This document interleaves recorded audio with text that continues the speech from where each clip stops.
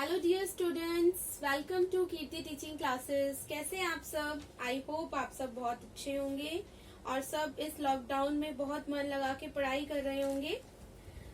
Okay student, this is my second video. जैसा कि मैंने फर्स्ट वीडियो में बोला था कि अगर स्टूडेंट्स की डिमांड आएगी तो मैं और वीडियोस के साथ आऊंगी, तो इसलिए मैं आपके सामने अभी सेकेंड वीडियो के साथ हूँ। तो फर्स्ट वीडियो में हमने क्या पढ़ा था? हम पढ़ रहे थे क्लास 10th का chapter 1 chemical reactions and equations. Okay, तो हमने इसमें बहुत सारी चीजें सीखी थी। केमिकल रिएक्शंस क्या होती है हमने सीखा था एग्जाम्पल्स के थ्रू। मैंने आपको बहुत सारे एग्जाम्पल्स दिए थे। Digestion of food, respiration, rusting of iron, food खाना जब बनता है, this is also a chemical reaction. तो ऐसे बहुत सारे, और मैंने आपसे बोला था कि आप एक लिस्ट फॉर्म कर लेना। तो हमने बहुत सारे एग्जाम्पल्स के साथ इसे करा था। फिर मैंने आपके साथ डिस्कस किए थे कुछ common observation in a chemical reaction. Okay, ये भी हमने फर्स्ट वीडियो में डिस्कस करा था, common observation in a chemical reaction. तो सबसे पहला हमने जो डिस्कस करा था change of state of substance. हमने क्या डिस्कस करा था? Change of state of substance. ये कॉमन ऑब्जर्वेशन है। मीन्स केमिकल रिएक्शन अगर हो रहा है तो आप कैसे पता लगाओगे? Means how do we come to know कि केमिकल रिएक्शन हो रहा है? तो इसके लिए change of state of substance होगा। मीन्स ये डेफिनेटली होगा। इसका एग्जांपल हमने देखा था मिल्क टू कर्ड। यहाँ पे क्या हो रहा है? मिल्क से कर्ड फॉर्म हो रहा है। एक चीज देखो, जो केमिकल रिएक्शन होता है ना, मीन्स केमिकल रिएक्शन एक ऐसा रिएक्शन है जो सब्सटेंस का नेचर, उसकी आइडेंटिटी ही बदल देता है। अब देखो ना, मिल्क जो पहले मिल्क था वो कर्ड बन गया, दोनों की प्रॉपर्टीज ही चेंज हो गई। समझ रहे हो आप? केमिकल रिएक्शन सब्सटेंस की आइडेंटिटी, उसका नेचर एकदम से चेंज कर रहा है। मिल्क कर्ड बन जा रहा है। मिल्क की कुछ और प्रॉपर्टी थी, कर्ड की कुछ और प्रॉपर्टी है। So you can imagine how dangerous is chemical reaction. Identity change हो सकती है सब्सटेंस की। आइडेंटिटी चेंज होने का मतलब है उसकी सारी प्रॉपर्टीज चेंज हो गई। Okay, second, change in colour of substance. इसका हमने एग्जांपल नहीं देखा था, तो ये देख लेते हैं कि कलर भी चेंज होता है सब्सटेंस का। जैसे आपका जो लेड नाइट्रेट होता है, एक केमिकल है। लेड नाइट्रेट को अगर आप पोटेशियम आयोडाइड के साथ रिएक्ट कराओगे, लेड नाइट्रेट को अगर आप पोटेशियम आयोडाइड के साथ रिएक्ट कराओगे, it will form the lead iodide plus potassium nitrate. Okay, अगर आपका लेड नाइट्रेट पोटेशियम आयोडाइड के साथ रिएक्ट होगा, it will form the lead iodide plus potassium nitrate. इसको हम कंसाइज फॉर्म में लिख सकते हैं। इसका पूरा फॉर्मूला, केमिकल फॉर्मूला लिख सकते हैं, जिससे कि इक्वेशन को हम अच्छे से दिखा सकते हैं कंसाइज करके। इसलिए हम केमिकल फॉर्मूला यूज करते हैं। ओके, इक्वेशंस को जब आपको रिप्रेजेंट करना है तो आप इस टाइप से रिप्रेजेंट करोगे। एग्जाम्स में क्या होता है ना, आपको सपोज ये इक्वेशन दे दी आपको इस फॉर्म में दे दी कि लेड नाइट्रेट पोटेशियम आयोडाइड के साथ रिएक्ट होता है और बना देता है lead iodide plus potassium nitrate. तो आपको क्या करना होगा? मैं आपको एक मतलब एग्जाम में जो क्वेश्चन आता है मैं वो बता रही हूँ, ध्यान से सुनना। इसी टाइप से क्वेश्चन आता है। अभी हम बैलेंसिंग भी करेंगे ना, तो बैलेंसिंग में क्या दे देगा कि बैलेंस द फॉलोइंग। तो ये दे देगा आपको lead nitrate plus potassium iodide, इससे आपका बनेगा lead iodide plus potassium nitrate. Okay, तो आपको क्या करना पड़ेगा? अब इसका केमिकल फॉर्मूला खुद बनाना पड़ेगा। अब ये फॉर्मूला कैसे बनाओगे? इसके लिए आपको सिंबल्स लर्न करने पड़ेंगे। और आपका क्लास 9th में चैप्टर है atoms and molecules. Atoms and molecules के अंदर ही आपका एक टेबल बना हुआ है पॉलीएटॉमिक आयंस का, वो आप पढ़ लेना। वो टेबल पूरा रीड कर लेना, वहां से आपको समझ, आपने केमिकल फॉर्मूले बनाना सीखे होंगे ना क्लास 9th में। अगर नहीं याद है ना आपको, तो मैं अपना वीडियो बनाऊंगी 9th क्लास का भी, उसमें मैं केमिकल फॉर्मूला बनाना सिखाऊंगी, तब आप सीख लेना अगर आप भूल गए हो तो देखो ये होता है लेड का formula Pb, nitrate this is NO3 इस टाइप से, और ये हो गया potassium iodide, potassium is K, then आपका बनेगा lead iodide plus potassium nitrate. अब इसमें क्या होता है, जब ये आपस में रिएक्ट होंगे, प्लस साइन क्या शो कर रहा है कि both are reacting with each other, arrow से ये क्या पता चल रहा है, ये प्रोडक्ट फॉर्म हो रहा है आपका। तो जब ये प्रोडक्ट फॉर्म होगा, ये चीज आपकी पार्शली सॉल्युबल होगी और ये वाटर सॉल्युबल होगा पूरा, मीन्स आपका जो लेड आयोडाइड होगा ये पार्शली सॉल्युबल होगा वाटर के अंदर, और ये पूरी तरीके से सॉल्युबल होगा, मीन्स ये जब पूरी तरीके से घुल जाएगा और ये नहीं घुल पाएगा तो होगा क्या, इसके अंदर जब ये रिएक्शन होगा तो एक येलो कलर का प्रेसिपिटेट फॉर्म होगा। ओके, तो यहाँ पे इसका कलर कुछ और था, मगर जब यहाँ पे प्रोडक्ट फॉर्म होगा ना तो वो येलो कलर का होगा, और वो येलो कलर किसका होगा, वो येलो कलर इसका होगा, येलो कलर, ये बड़ी इंपॉर्टेंट चीज है, प्रेसिपिटेट फॉर्म होगा इसका लेड आयोडाइड का।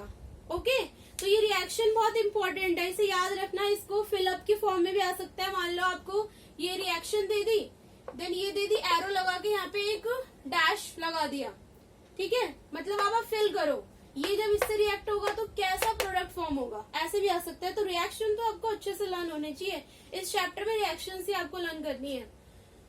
तो समझ में आ गया। तो जो ये पोटेशियम लेड आयोडाइड और पोटेशियम नाइट्रेट जो यहाँ पे बना है, ये चीज वाटर में पूरी सॉल्युबल होगी और ये पार्शली सॉल्युबल होगी, इसलिए ही इसी का येलो कलर का प्रेसिपिटेट फॉर्म होगा, क्योंकि ये तो पूरी तरह से घुल जाएगा, ठीक है, तो यही पार्शली सॉल्युबल हो जाएगा। तो येलो कलर, तो यहाँ पे देखो कलर कुछ और था, मगर रिएक्शन होने के बाद ये येलो कलर का प्रेसिपिटेट फॉर्म हो गया। क्लियर? तो हमने कर लिया change of state of substance, change of state of substance हमने कर लिया, change in colour of substance भी हमने कर लिया। उसके बाद हमने पढ़ा था इवोल्यूशन ऑफ गैस। ओके, तो इवोल्यूशन ऑफ गैस जो हमने पढ़ा था, मैंने आप लोगों से एक क्वेश्चन पूछा था कि फर्मेंटेशन के टाइम पर कौन सी गैस आपकी इवॉल्व होती है, पूछा था। बच्चों ने कमेंट भी करा है कि गैस इवॉल्व होती है कार्बन डाइऑक्साइड। बिल्कुल सही आंसर आपकी कार्बन डाइऑक्साइड गैस फॉर्म होती है। Third, evolution of a gas, जिसमें हमने एग्जाम्पल में क्या देखा था, इसमें हमने फर्मेंटेशन देखा था ना, हमने देखा था फर्मेंटेशन। फर्मेंटेशन के टाइम पे CO2 रिलीज होती है, बिल्कुल ठीक है। अब एक चीज, एक और होमवर्क है आपका, आप लोगों ने ये तो कर लिया कि CO2 रिलीज होती है। अब आपका होमवर्क ये है कि फर्मेंटेशन के टाइम पर ऐसा कैसा केमिकल रिएक्शन होता है, मीन्स कौन सी चीजें रिएक्ट करती हैं, क्या रिएक्शन होती है जिसकी वजह से CO2 रिलीज हो जाती है, मतलब क्या रिएक्शन होती है जिसकी वजह से आपकी CO2 रिलीज होती है। तो आपको पूरी रिएक्शन लिखनी है, मीन्स कमेंट सेक्शन में आपको पूरी रिएक्शन मुझे लिखकर देनी है, बताना है। नेक्स्ट वीडियो में मैं आपके साथ डिस्कस करूंगी वो रिएक्शन, देखते हैं कितने बच्चे इसका सही आंसर देते हैं। समझ में आ गया ना क्वेश्चन? फर्मेंटेशन के समय CO2 गैस रिलीज होती है, दिस इज राइट, बट कैसे रिलीज होती है, रिएक्शन क्या होता है, क्या प्रोसेस होता है, पूरी रिएक्शन लिख के दिखाओगे आप।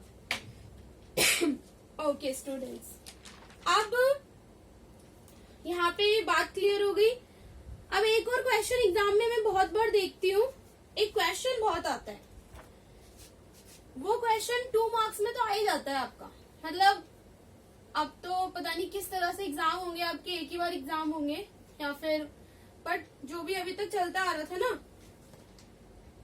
जो आपके हाफ ईयरली होते थे, देन प्री बोर्ड होता था, देन बोर्ड, तो एक ना एक बार वो क्वेश्चन आता ही आता है। क्वेश्चन है आपका, जो क्वेश्चन आपका 2 मार्क्स में रहता है, Why should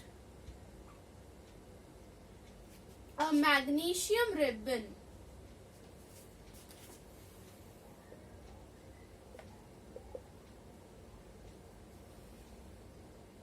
why should a magnesium ribbon be cleaned before burning in air?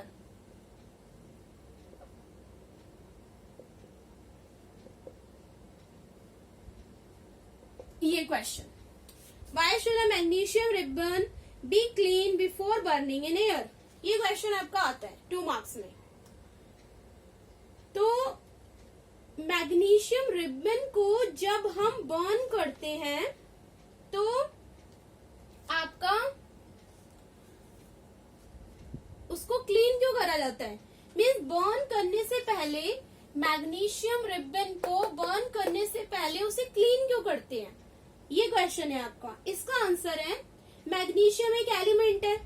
Okay, तो आपका जो मैग्नीशियम होता है ना, सपोज ये मैग्नीशियम है, इमेजिन करो दिस इज मैग्नीशियम। इसके ऊपर क्या होती है? एक प्रोटेक्टिव लेयर होती है। इसके ऊपर क्या होती है? एक प्रोटेक्टिव लेयर होती है। इसके ऊपर किसकी लेयर होती है? मैग्नीशियम कार्बोनेट की ये लेयर होती है। मैग्नीशियम के ऊपर एक प्रोटेक्टिव लेयर होती है, दिस इज प्रोटेक्टिव लेयर। ये प्रोटेक्टिव लेयर होती है आपकी मैग्नीशियम कार्बोनेट की। तो क्या होता है ना, अगर इसे हम क्लीन नहीं करेंगे तो ये लेयर रह जाएगी उसके ऊपर, और जब ये लेयर का प्रेजेंस में ना वो ऑक्सीजन के साथ ढंग से रिएक्ट नहीं हो पाएगा और आपका मैग्नीशियम ऑक्साइड फॉर्म नहीं हो पाएगा। क्योंकि मैग्नीशियम जब ऑक्सीजन के प्रेजेंस में बर्न करा जाता है it will form the magnesium oxide, but magnesium के ऊपर तो एक प्रोटेक्टिव लेयर होती है मैग्नीशियम कार्बोनेट की, जो कि आपकी ऑक्सीजन के साथ रिएक्ट नहीं करने देगी, जल्दी से रिएक्ट नहीं होगा, हो जाएगा बट बहुत तेजी से रिएक्शन नहीं होगा। तो इस वजह से हम उसे क्लीन कर देते हैं ताकि हम इसको क्लीन कर दें। हम एक्चुअली में क्लीन किसे करते हैं? इस चीज को क्लीन करते हैं ना, मैग्नीशियम कार्बोनेट को हम क्लीन कर देते हैं, इसे क्लीन कर देते हैं। क्लीन होने के बाद क्या निकल जाता है हमारा? क्लीन हो गया, मैग्नीशियम बच गया। अब इसको क्या करें, सॉरी ऐसे नहीं लिखते, अब इसका क्या करेंगे? मैग्नीशियम हमारा बच गया, प्लस मैग्नीशियम हमारा किसके साथ रिएक्ट कर जाएगा? ऑक्सीजन के साथ, और जब ये रिएक्शन हो जाएगा तो आपका बन जाएगा मैग्नीशियम ऑक्साइड। मीन्स आपका मैग्नीशियम जब ऑक्सीजन के साथ रिएक्ट करेगा, ये चीज एक नोट करके लिख लो, magnesium ribbon burns with a dazzling flame and changes into white powder. जो मैग्नीशियम रिबन है आपका वो एक डेजलिंग व्हाइट फ्लेम के साथ बर्न होगा, और ये जो मैग्नीशियम ऑक्साइड है ये कैसा, ये एक व्हाइट पाउडर फॉर्म हो जाएगा, व्हाइट पाउडर। लिख लो, मैं डिक्टेट कर देती हूँ। Magnesium ribbon burns with a, note करके लिख लेना, magnesium ribbon burns with a dazzling white flame and changes into a white powder. So this powder is called what? This powder is called magnesium. This powder is called magnesium oxide. ये चीज note करके लिख लो, 1 marks के लिए बहुत ज्यादा जरूरी है। और जो इससे पहले मैंने बताया था ना आपको लेड नाइट्रेट वाला, वो भी पता है एमसीक्यू में क्वेश्चन आ सकता है। जो आपके एमसीक्यू टाइप के क्वेश्चंस आते हैं ना, उसमें भी आ सकता है कि लेड नाइट्रेट जब रिएक्ट करेगा पोटेशियम आयोडाइड के साथ तो क्या फॉर्म करेगा। आपको ऑप्शन दे देंगे 4, देन आपको उस पर टिक करना होगा। इस टाइप के एमसीक्यू भी आते हैं ना एग्जाम में, तो उस चीज के लिए छोटी छोटी चीजें बहुत ज्यादा इंपॉर्टेंट है। एक एक मार्क्स बहुत ज्यादा इंपॉर्टेंट होता है एग्जाम पॉइंट ऑफ व्यू से। तो हमने एक ये क्वेश्चन डिस्कस कर लिया, फिर हमने एक लेड नाइट्रेट वाला क्वेश्चन भी देख लिया। अब एक और रिएक्शन में आप लोगों को बता देती हूँ, जो हमारा इवोल्यूशन ऑफ गैस था। जो हमारा इवोल्यूशन ऑफ गैस था ना, जिसमें हमने फर्मेंटेशन पढ़ा था, उसमें मैं आपको एक और एग्जांपल बता देती हूँ उसका। जो एवोल्यूशन ऑफ गैस वाला था ऑब्जर्वेशन में, उसका एक और एग्जांपल है कि जिंक, एवोल्यूशन ऑफ गैस वाला, ठीक है, एवोल्यूशन ऑफ गैस। इसमें जिंक जब रिएक्ट करेगा सल्फ्यूरिक एसिड के साथ, सल्फ्यूरिक एसिड, क्या बनाएगा ये बनाएगा zinc sulphate, zinc sulphate plus hydrogen, plus hydrogen. Okay, ठीक है, इसे मैं केमिकल फॉर्मूला में भी लिख देती हूँ, zinc plus sulphuric acid, it will form the zinc sulphate plus hydrogen. तो जब जिंक सल्फ्यूरिक एसिड के साथ रिएक्ट करेगा तो ये जिंक सल्फेट और हाइड्रोजन गैस बनाएगा, मतलब गैस इवॉल्व होगी। अब जो हाइड्रोजन गैस होती है ना, इसकी ना पॉप साउंड आती है जब ये इवॉल्व होती है, तो इसकी कैसे साउंड आती है, पॉप साउंड।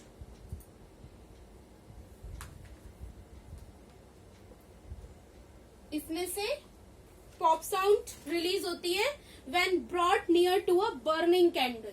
ओके, जब आप इसे बर्निंग कैंडल के पास लेके जाएंगे तो इसमें से एक पॉप साउंड निकलेगी। जब जिंक सल्फ्यूरिक एसिड के साथ रिएक्ट करेगा, it will form the zinc sulphate, hydrogen gas evolve होगी और इसमें से पॉप साउंड आएगी when brought near to a burning candle. Okay, ये आपकी एक और रिएक्शन हो गई। यहाँ पे जिंक जो है ना ज्यादा रिएक्टिव है हाइड्रोजन से, तभी तो उसने क्या करा है, जिंक जो मतलब समझ लो ये मोर पावरफुल है। जिंक जो है जिंक के पास ज्यादा पावर है, हाइड्रोजन से ज्यादा पावर है, जिंक के पास हाइड्रोजन से ज्यादा पावर है। तो क्या करेगा, जो ज्यादा पावरफुल होता है वो गिरा देता है ना दूसरे को, तो इसलिए ये हाइड्रोजन को आउट कर दिया इसने और हाइड्रोजन की प्लेस पर आके बैठ गया और जिंक सल्फेट बना दिया। समझ में आया? जो ज्यादा पावरफुल होता है वो हरा सकता है ना जो कम पावरफुल होता है उससे। तो बस वही सेम चीज हुई है कि जिंक हाइड्रोजन से ज्यादा पावरफुल है, तो जिंक आ जाता है हाइड्रोजन की प्लेस पे और हाइड्रोजन को आउट कर देता है और उस हाइड्रोजन की प्लेस पर आके सल्फ्यूरिक एसिड से बन जाता है जिंक सल्फेट। क्लियर? तो हमने most of the important topics clear मैंने अक्सर डिस्कस कर लिए हैं। और एक और चीज सुन लो, जो ये केमिकल रिएक्शन होती है और जो फिजिकल चेंज होता है, केमिकल चेंज और फिजिकल चेंज में अगर डिफरेंस आता है, बहुत सारे डिफरेंस है मगर जो मेन डिफरेंस है ना, आपको सारे डिफरेंस समझ में आ जाएंगे। आप देखोगे ना केमिकल रिएक्शन और केमिकल चेंज और फिजिकल चेंज में क्या डिफरेंस होता है, आपको सब समझ में आ जाएगा। बस एक इम्पोर्टेंट डिफरेंस मैं बता देती हूँ कि आपका जो इसको मैं रब कर देती हूँ, आप साथ साथ ना नोट्स बनाते रहना।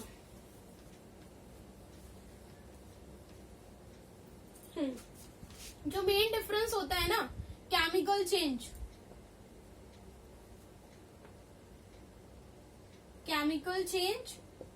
एंड फिजिकल चेंज में जो मेन डिफरेंस होता है आपका, वो होता है कि केमिकल चेंज में न्यू प्रोडक्ट फॉर्म होता है,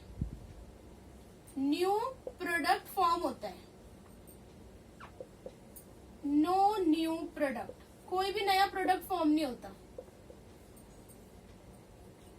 इसमें न्यू प्रोडक्ट का फॉर्मेशन होता है, इसमें कोई भी नया प्रोडक्ट फॉर्म नहीं होता। एग्जाम्पल देख लेते हैं, जैसे पेपर है आपका, यहाँ पे बर्निंग ऑफ पेपर और यहाँ पे एग्जाम्पल है टीयरिंग ऑफ पेपर। देखो जो पेपर होता है आपका, अगर उसे पेपर की पहचान कैसे बदलेगी, जब उसे जला दिया जाएगा। पहले वो पेपर था मगर केमिकल रिएक्शन तो आइडेंटिटी चेंज कर देता है ना, पहचान बदल देता है। तो वो पहले पेपर था, मगर अब जलने के बाद वो ऐश हो गया है। जल जाता है तो कैसा जाता है, ऐश फॉर्म हो जाती है ना।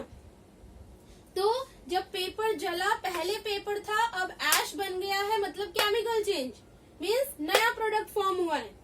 मगर पेपर को आपने टुकड़ों में डिवाइड कर दिया, बहुत सारे टुकड़े कर दिए उसके, टीयर कर दिया उसे। तब क्या होगा, पेपर पहले भी पेपर था, जब उसके टुकड़े हो गए तब भी वो पेपर ही है। बस फर्क क्या है, उसका साइज, उसका शेप चेंज हो गया है।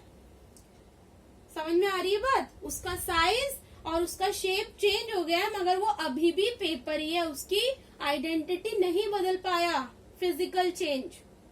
क्लियर, बाकी सब कुछ हो गया है। मैं अपनी तरफ से आप लोगों को जितना बता सकती थी, इसमें मैंने सब कुछ कवर करने की कोशिश करी है। अब हम नेक्स्ट वीडियो में बैलेंसिंग करेंगे। बैलेंसिंग के कम से कम 2 पार्ट में लेकर आऊंगी मैं आपको, क्योंकि बहुत सारे क्वेश्चन कराऊंगी उसमें। मैं ज्यादा क्वेश्चन कराऊंगी तो आपको और अच्छे से समझ में आएगा। बहुत इजी तरीके से आपको बैलेंस करना सिखाऊंगी इक्वेशन को, जो कि बहुत इंपॉर्टेंट पार्ट है। स्टूडेंट्स एक बात ध्यान रखना, मैं आपको बहुत ज्यादा एकदम मतलब इम्पोर्टेंट चीजें पढ़ा रही हूँ, जो एग्जाम में सही में पूछा जाता है। फालतू की चीजें मैं कुछ भी नहीं पढ़ा रही हूँ आपको। फालतू की चीजें बताने के लिए मैं आपको 2-3 घंटे का कंटिन्यूस लेक्चर दे सकती हूँ, मगर कोई फायदा नहीं है उसका, जस्ट टाइम वेस्ट है वो।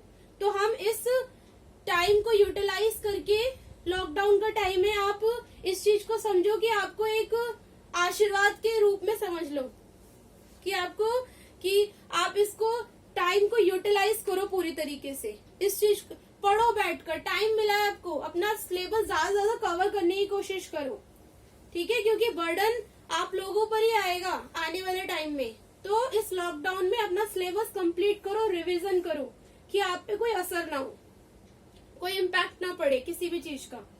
Okay, thank you so much to listening my video. मिलते हैं नेक्स्ट वीडियो में बैलेंसिंग ऑफ इक्वेशन के साथ। अब मेरा वीडियो प्लीज सीक्वेंस वाइज देखना, बीच में मत देखना, क्योंकि चीजों की क्लैरिटी नहीं होती है जब हम जंप करके किसी सेकंड थर्ड वीडियो पे आते हैं। फर्स्ट वीडियो से देखना स्टार्ट करना। And thank you so much to listening my video. Video को प्लीज लाइक करना, सब्सक्राइब करना। Okay, thank you.